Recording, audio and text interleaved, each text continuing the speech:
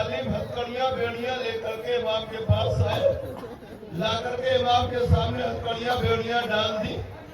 शिम्र अपने साथी से कहता है, सैयद सज्जाद इस तरह हथकड़ियां बेड़ियां नहीं पहनेंगे। कहा कैसे पहनेंगे? इनकी गर्दन से ये 3.5 बरस का इनका बच्चा जो लिपटा है ना, इसे गर्दन से छोड़ा के उसकी गर्दन पे खंजर रख दो, सैयद सज्जाद हथकड़ियां बेड़ियां पहन लेंगे। एक मरतबा 3.5 बरस के इमाम बाकिर को चौथे इमाम की गर्दन से खींचा गया, बाप की निगाहों के सामने लेटा के नन्हे गले पे खंजर रखा गया। मेरा कैदी इमाम तड़प गया, जालिमो मेरे लाल की गर्दन से खंजर हटा लो, मुझे हथकड़ियां बेड़ियां पहनने से इनकार नहीं है। हथकड़ियां बेड़ियां पहनाई गई और यही नहीं, खारदार कांटों में नंगे पांव चलाया गया। आप जरा तसव्वुर करें, नाके की बिहार हाथ में है, हाथ जंजीरों में जकड़े हुए हैं, उन नाकों में माँ बहने सरबराह रसन बस्ता बैठी हुई है। और यही नहीं, औलाद वालों, इस मजमे में बहुत से लोग होंगे जिनके 4-5 बरस की बच्चियां होगी। मगर आप तसव्वुर में रख लें, रास्ते पर पानी तकसीम हो रहा है, रास्ते पर खाना तकसीम हो रहा है, बच्चे लाला के पानी की बोतलें दे रहे हैं, मगर आए सकीना अरे एक से पानी मांग रही है। मैं अब्बास की भतीजी हूँ, साकिए कौसर की पोती हूँ, मेरे होठों में पिपड़ियां पड़ गई है, जबान में कांटे पड़ गए हैं, कलेजे से धुआं उठ रहा है, मुझे थोड़ा सा पानी पिला दो। अदाकारों, मेरे आपके चौथे इमाम को इस तरह करबला से कूफा, आज अल्हम्दुलिल्लाह बादल छाया हुआ, धूप नहीं है, कोई गर्मी नहीं है, आप यहाँ साए में बैठे हुए, ठंडा माहौल है। लेकिन आप देखिए, अगर मई जून के जमाने में कहीं धूप होती है ना, पक्का सहन होता। मस्जिदों में आपने देखा होगा, कारपेट बिछा दिए जाते हैं, 2-4 कदम भी इंसान ताकि पत्थर पर चलते हुए पत्थर पर रखने न पाए, इसलिए कि पत्थर धूप से इतने गर्म हो जाते हैं कि पाँव नहीं रखा जाता। अदाकारों, मेरे इमाम के हाथ में हथकड़ी, पाँव में बेड़ी, अरे जब तमाकते आफ्ताब से वो हथकड़ियां बेड़ियां गर्म हो जाती थी ना, तो मेरा मौला करवटें बदलने लगता था। कभी कभी जनाब सकीना को अगर थोड़ा बहुत पानी मिल जाता था पीने के लिए, नहाता था। इस कलेजे में पड़ो, मैं भी इंसान हूँ, सीने में इंसान का दिल है। जब जनाब सकीना को थोड़ा बहुत पानी मिल जाता था ना, तो बच्ची पीती नहीं थी, लेके अपने भाई के पास आती, नन्हे हाथों से हथकड़ियों बेड़ियों में छिड़क देती। मेरा बीमार इमाम डर जाता था, अरे तेरी ज़बान में कांटे फंस चुके हैं, पानी पी ले सकीना, मैं ये मुसीबत बर्दाश्त कर लूंगा। अदाकारों, इस तरह से करबला से कूफा, कूफा से शाम, कूफे के बाजार में अली के चाहने वाले मिल गए। उन्हें जब मालूम हुआ कि अली और फातिमा की बेटियां हैं ना, तो जनाब ज़ैनब से आके पूछा, बीबी अगर कोई ख्वाहिश पे यार तमन्ना हो तो बयान करो।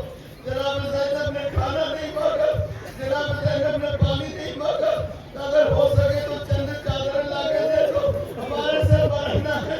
लाके चादरें दी, चादरें तकसीम हुई। उन्होंने जब तकसीम कर ली है, तो मेरे चौथे इमाम ने कहा, भाई अगर कोई चादर बची हो तो एक चादर मुझे भी दे दो। वो तड़प गया था, मौला बीवियों के सर बढ़ना थे, सर छुपाने के लिए चादरें ली, लेकिन मौला चादर आप क्या करेंगे? इमाम ने जवाब दिया, भाई अरे शिद्दत धूप से ये हथकड़ियां बेड़ियां इतनी गर्म हो जाती है ना, उनके नीचे तय करके रखोगा। अरे शिब्र को मालूम हुआ, ताजियाने से सारी चादरें छीन ली जाती हैं। अदाकार, इस तरह मेरा बेकस कैदी इमाम शाम के जिंदान में पहुंचा। गले में आपने सुना है ना कि तौके खारेदार था, उसमें कांटे बने हुए थे। पहले ये तौक जो सादा पहनाया गया था, तो मौला गैरत की वजह से सर झुकाए रहते थे। जब जालिमों ने देखा ना, तो बाकायदा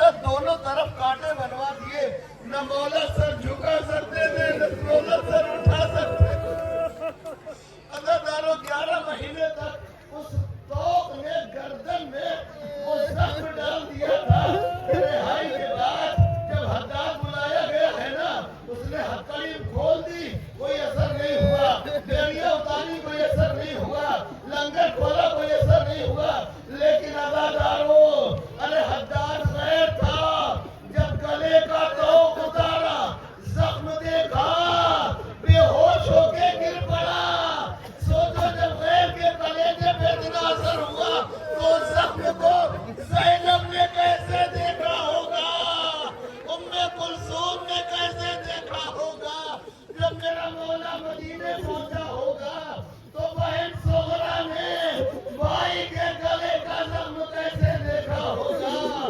میرا مولا مدینے پہنچا تو دادار منزل و مجلس تمام کیے دیتا ہوں۔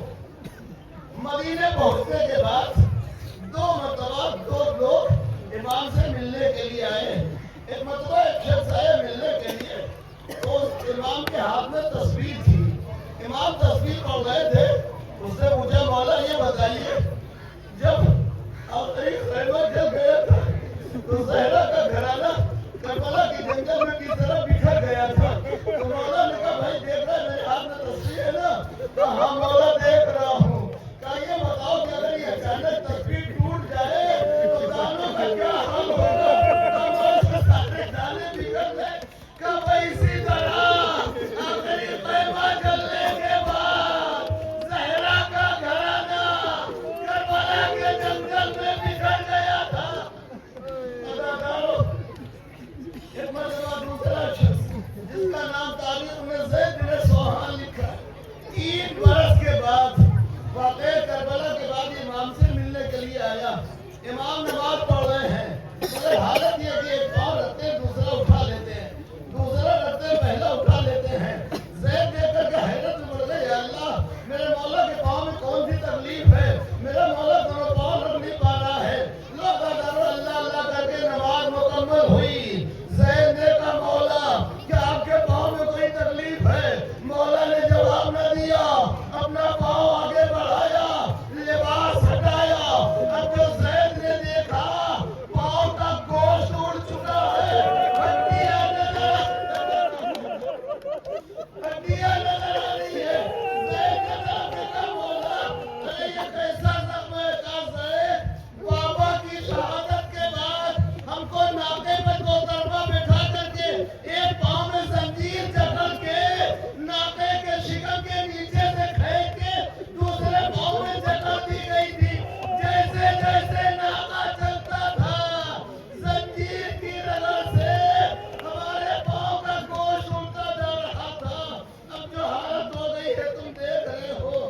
اداداروں، میرے مولا کا اس بار اس طرح سے وقت گزرتا تھا، رات ہے تو رونا، دن ہے تو رونا، کبھی کھانا سامنے آیا تو رونے لگے، پانی سامنے آیا تو رونے لگے۔ آئے کس کلیجے سے پانی پیو، میرا بابا وقت آخر بھی پیاسا تھا۔ اللہ تعالیٰ مطلب مولا ایک راستے سے گزر رہے تھے، قصاب ذبیحے کو لٹائے ہوئے ہاتھ میں چھری لیے ہوئے ذبح کرنے کے لیے تیار تھا۔ مولا نے آگے بڑھ کے پوچھا بھائی تیرا کیا ارادہ ہے؟ وہ گھبرا گیا، کہا مولا آپ نے جب میں اجازت دی اسے ذبح کرنا چاہتا ہوں۔ امام نے کہا میں تجھے منع نہیں کر رہا ہوں، لیکن اتنا بتا دے اس جانور کو پانی پلائے۔ اس نے کہا مولا ہم قصائیوں کا دستور ہے جب تک پانی نہیں پلا لیتے گلے پہ چھری نہیں چلاتے۔ مولا کا کلیجہ پھٹ گیا، کربلا کا رخ کیا، اے میرے بابا ارے آج جانور بھی پیاتے نہیں ذبح کیے جاتے، مگر ہائے آپ کی غربتوں میں کسی وقت آخر بھی ایک قطرہ پانی نہ ملا۔ اداداروں، میرے مولا کا دن روتے روتے گزر رہا ہے، مگر دنیا سے یہ آنسو بھی برداشت نہ ہوئے، یہاں تک کہ 25 محرم 95 ہجری کو ولید بن عبد الملک نے امام کو زہر دغا سے شہید کر دیا۔ وصیت کے مطابق فاطمہ امام نے غسل دیا، کفن پہنایا، نماز جنازہ پڑھائی، جنازہ اٹھایا۔ اداداروں، یہ اہل بیت میں پہلا جنازہ ہے جو ہزاروں کے طور پہ بلند ہو کر کے باقی کی طرف چلا، ورنہ رسول کے جنازے میں چند افراد تھے۔ علی کا جنازہ خاموشی سے اٹھا، زہرا کا جنازہ رات کی تاریکی میں اٹھا، حسن کے جنازے پر تیر برسائے گئے، حسین کا لاشا کربلا کی